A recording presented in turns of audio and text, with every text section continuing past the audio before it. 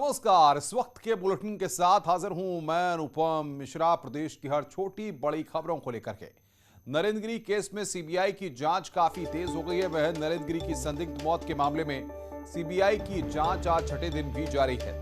आद्या तिवारी, संदीप तिवारी से आज भी पूछताछ। आत्महत्या के लिए उकसाने का आरोप है। आनंद गिरी को हरिद्वार ले गई सीबीआई। बलवीर गिरी के उत्तराधिकारी होने पर मोहर लगेगी।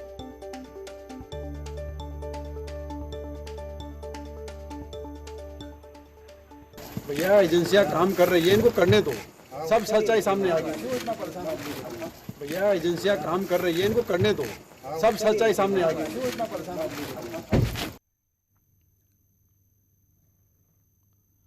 और सत्येंद्र बर्तवाल हमारे संवाददाता हमारे साथ जुड़ रहे हैं। सत्येंद्र, कल 7 घंटे तक पूछताछ हुई है, आज का क्या अपडेट है? फिलहाल सीबीआई की टीम कहां पर है और क्या आज भी कुछ लोगों से पूछताछ होगी?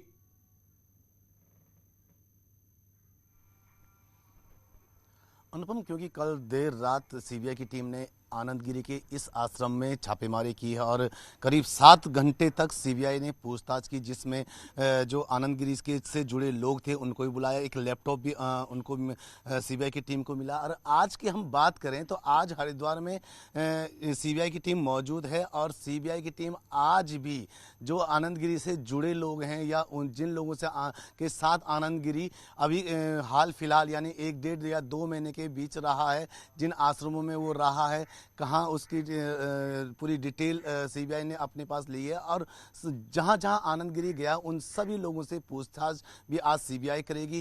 अनुपम, मैं एक चीज़ और बता दूं, क्योंकि आज निरंजनी अखाड़े में एक महत्वपूर्ण बैठक भी अभी चल रही है जो अभी थोड़ी देर बाद शुरू होने वाली है, जिसमें जो उत्तराधिकारी यानी कि महंत नरेंद्र गिरी के बाद जो उत्तराधिकारी होगा, कौन उसका उत्तराधिकारी होगा, उसमें एक पूरी संत समाज की पूरी बैठक है, उस पर भी अभी शुरू होने वाली है, जो इस पे भी एक पूरी डिटेल वो करेंगे। सत्येंद्र, अगर बात करें तो ये कल भी बताया जा रहा है कि करीबी लोगों के साथ पूछताछ हुई थी और आज भी होगी। आप बने रहिए हमारे साथ। सर्वेश हमारे साथ है। सर्वेश, अगर बात करें प्रयागराज की तो जिस तरीके से सीबीआई की टीम ने वहां पर इन्वेस्टिगेशन की, अब इन्वेस्टिगेशन हरिद्वार पर फोकस है, वहां फिलहाल प्रयागराज में आज क्या रहने वाला है?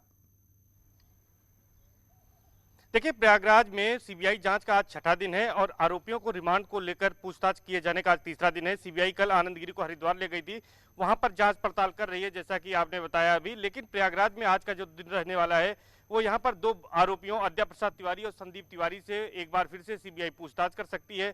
उन्हें मठ, श्रीमठ बाघम्बरी गद्दी ले जा सकती है, बड़े हनुमान मंदिर ले जा सकती है या फिर अन्य जगहों पर ले जा सकती है। क्या उनका क्या कनेक्शन है? इसके साथ ही साथ कल भी 3 सेवादारों को पुलिस लाइन तलब किया गया था। सीबीआई ने वहां पर पूछताछ की थी, पहले अलग अलग पूछताछ की थी, उसके बाद आद्या तिवारी और संदीप तिवारी के साथ आमने सामने बैठाकर क्रॉस एग्जामिनेशन किया था।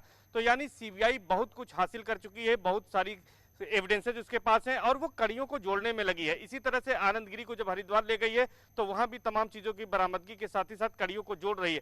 तो सीबीआई के पास 3 दिन का समय जो है, 2 दिन का समय बीत चुका है, आज तीसरा दिन है, कुल 7 दिनों की रिमांड मिली हुई है। तो सीबीआई के सामने सबसे बड़ी चुनौती यही है कि 7 दिनों में पकड़े गए इन आरोपियों से वो तमाम राज उगलवा सके और तमाम वो साक्ष्य इकट्ठा कर सके, जिससे इन्हें सजा दिलाई जा सके और इस पूरे मामले का खुलासा किया जा सके। यहाँ पर हम एक बड़ी बात ये बता दें कि इसमें कुछ और लोगों के जो नाम आ रही है, लगभग सीबीआई उन तक भी पहुंच गई है और जल्दी ही सीबीआई उन नामों को भी अपने इस विवेचना में शामिल करेगी। उनकी गिरफ्तारी भी हो सकती है और उनके खिलाफ इस पूरे मामले में जो धाराएं हैं, धाराएं भी बढ़ सकती हैं। तो सीबीआई बहुत तेजी से इसमें काम कर रही है और लगातार सीबीआई की जो टीमें हैं वो इस दिशा में काम कर रही है कि जल्दी से जल्दी इस पूरे कांड का खुलासा हो, इस संदिग्ध मौत का खुलासा हो और ये लोगों को पता चल सके ये मौत है या आत्महत्या है। लेकिन ज्यादातर इसकी संभावना जताई जा रही है कि यह आत्महत्या है। और आपको बता दें कि इसमें जो हनी ट्रैप का मामला आ रहा था, उसी दिशा में ये जांच लगभग आगे बढ़ रही है।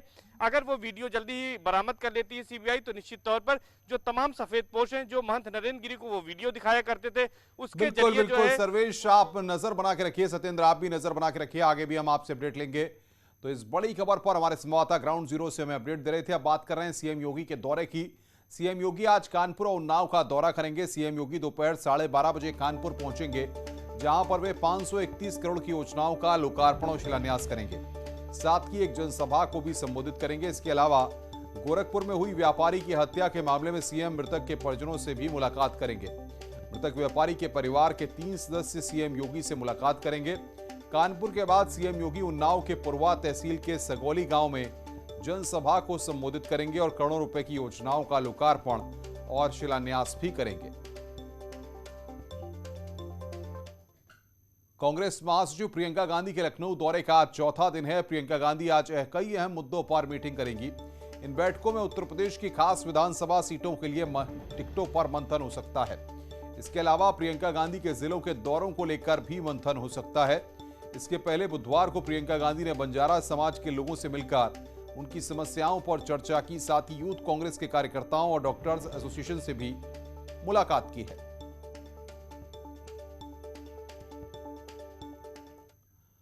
मिशन 2022 को पूरा करने के लिए भारतीय जनता पार्टी अपनी रणनीति को हर एंगल से मजबूत करना चाहती है। यूपी विधानसभा चुनाव में टिकटों के बंटवारे को लेकर फॉर्मूला तय हो चुका है। सूत्रों के हवाले से खबर है कि 150 से ज्यादा मौजूदा विधायकों के टिकट कट सकते हैं। वहीं विपक्ष ने इस फॉर्मूले को नाकाम कोशिश बताया है।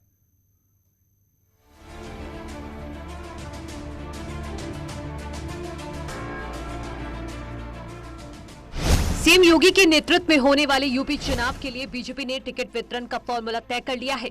सूत्रों के हवाले से खबर है कि पार्टी 2022 चुनाव में 150 से ज्यादा मौजूदा विधायकों के टिकट काट सकती है। 2022 के चुनाव को देखते हुए सियासी गुड़ागड़ित साधने में जुटे बीजेपी आलकमान ने टिकटों के बंटवारे को लेकर के भी नया फॉर्मूला तय कर दिया है। नए फॉर्मूले के मुताबिक वर्तमान में 150 से ज्यादा मंत्रियों और विधायकों के टिकट कटने तय माने जा रहे हैं। इस फॉर्मूले में 2017 में जीते और हारे दोनों उम्मीदवार शामिल होंगे। बीजेपी के फॉर्मूले के मुताबिक उन मौजूदा विधायकों के टिकट कट सकते हैं जो 4 साल तक सरकार और संगठन में निष्क्रिय रहे, 4.5 साल तक अनगढ़ बयानबाजी करते रहे और जो 70 साल से ऊपर की उम्र पार कर चुके हैं। साथ ही उनके टिकट भी कट सकते हैं जो गंभीर बीमारी से जूझ रहे हैं। हालांकि टिकट फॉर्मूले की बात पर बीजेपी के नेता बीजेपी पार्लियामेंट्री बोर्ड का फैसला बता रहे हैं। देखिए, भारतीय जनता पार्टी कार्यकर्ता आधारित पार्टी है और हमारे यहाँ टिकट का फैसला पार्लियामेंट्री बोर्ड करता है और चुनाव आने से पहले चुनाव समिति और पार्लियामेंट्री बोर्ड बैठती है, विचार करती है, फिर फैसला लेती है। वहीं बीजेपी की मिशन 2022 की रणनीति को विपक्षी दल नाकाम कोशिश बता रहा है। हम कहते हैं वो 150 उम्मीदवार बदल दें या 300 या 350 या 400 उम्मीदवार बदल दें, कुछ भी कर ले भारतीय जनता पार्टी सर के बल खड़ी हो जाए, उल्टी खड़ी हो जाए भारतीय जनता पार्टी, तो भी उत्तर प्रदेश की जनता ने तो तय कर ही लिया है कि भारतीय जनता पार्टी को सत्ता इस बार नहीं देनी है, क्योंकि ये झूठे वादे करती है, जुमले करती है और जनता के साथ धोखा करती है। भारतीय जनता पार्टी दरअसल भ्रम फैलाने वाली पार्टी है। उसे यह ठीक से पता हो चुका है कि अगर मौजूदा चेहरों पर वह चुनाव लड़ेगी तो जितने बहुमत से वह सरकार में आई है उससे ज्यादा बहुमत के साथ वह सरकार से चली जाएगी। पार्टी का मानना है कि जिन विधायकों से स्थानीय जनता, कार्यकर्ता, संगठन पदाधिकारी नाराज हैं, उनकी जगह नए चेहरों को मौका देने से फायदा होगा। साथ ही जिन विधायकों पर समय समय पर अलग अलग तरह के आरोप लगते रहे हैं, उन विधायकों को भी टिकट देने से पार्टी परहेज करेगी। इस आधार पर यह माना जा रहा है कि 150 से 200 ऐसे नाम हैं जिनको लेकर पार्टी मंथन कर रही है और सूत्र ये बता रहे हैं कि इनके टिकट भी काटे जा सकते हैं। नाम कैसे न्यूज 18 लखनऊ। लखनऊ में छोटे दलों की बड़ी बैठक हुई है। पीएसपी अध्यक्ष शिवपाल यादव के आवास पर यह बैठक हुई है, जिसमें एसबीएसपी अध्यक्ष ओम प्रकाश राजभर, एआईएमआईएम चीफ असदुद्दीन ओवैसी और भीम आर्मी के अध्यक्ष चंद्रशेखर भी मौजूद रहे हैं।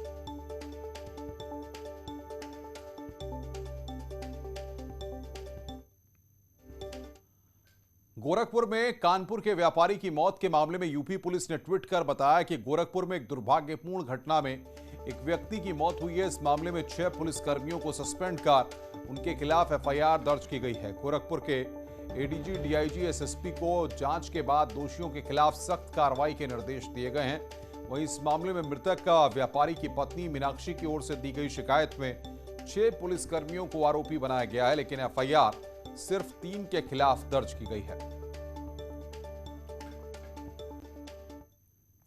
इधर कानपुर के कारोबारी की गोरखपुर में संदिग्ध मौत के मामले में पुलिस प्रशासन पर दबाव बनाने का आरोप लगा है। वायरल वीडियो के जरिए पुलिस पर दबाव बनाने का आरोप लग रहा है। दावा किया जा रहा है कि पुलिस कारोबारी के परिवार पर समझौते का दबाव बना रही है। और एफआईआर न करने को कह रही है। हालांकि न्यूज 18 इस वायरल वीडियो की पुष्टि नहीं करता। ठीक है, हम दोनों लोग मानते हैं। ये अनुरोध करूंगा कि विश्वास को आप मैं भी विश्वास रखता हूँ कि एक बार मुकदमा होने के बाद आपको अंदाजा नहीं है, मुझे पता नहीं कि आपको पता नहीं, सालों तक कोर्ट में ये है कि उनका पहले से तो कोई झगड़ा था नहीं, वो गए थे वर्दी पहन के गए, मुझे बताया ना कि क्यों हुआ है, रीजन तो मैंने आपको दिया है, इसीलिए हम आपकी बात सुबह से सुन रहे हैं। मैडम ने मुझे कहा कि आप निलंबित कर दीजिए, मैंने कर दिया, और तब तक बाहर नहीं होंगे जब तक उनको क्लीन चिट ना मिल जाए। नौकरी में बार मुझे नौकरी उनकी नहीं चाहिए भैया, मुझे उनको पूरी तरीके से नौकरी से हटाइए। मुझे या तो मुझे जान के बदले जान चाहिए। आप साफ सीधे समझिए। रिकॉर्डिंग हरदोई में समाजवादी पार्टी के बूथ सम्मेलन में पूर्व एमएलसी अवध कुमार सिंह और स्थानीय नेता के बीच विवाद हो गया। बताया जा रहा है कि मंच पर बैठने को लेकर दोनों नेता आपस में भिड़ गए। विवाद बढ़ने पर जिलाध्यक्ष ने दोनों नेताओं को समझा बुझाकर अलग किया, लेकिन इससे नाराज होकर पूर्व एमएलसी मौके से चले गए। बाद में जिलाध्यक्ष ने पूरे मामले पर अपनी सफाई दी। है पार्टी के कार्यकर्ता हैं, नेता हैं, कई बार ऐसे बातचीत चर्चा हो जाती है। ऐसे कोई विषय नहीं था, ना ही ऐसा कोई इशू था कि जिस पर कोई ऐसा बात विवाद हुआ हो। चंदौली में बीजेपी से जुड़े एक शख्स ने दरोगा के साथ बदसलूकी करते हुए जान से मारने की धमकी दी है। इस घटना का एक वीडियो भी सामने आया है, जिसमें आरोपी युवक दरोगा जेपी यादव को मारने की कोशिश करता दिखाई दे रहा है और जान से मारने की धमकी भी दे रहा है। आरोपी का नाम शैलेंद्र कुमार सिंह बताया जा रहा है, जो बीजेपी आईटी सेल में भी रह चुका है।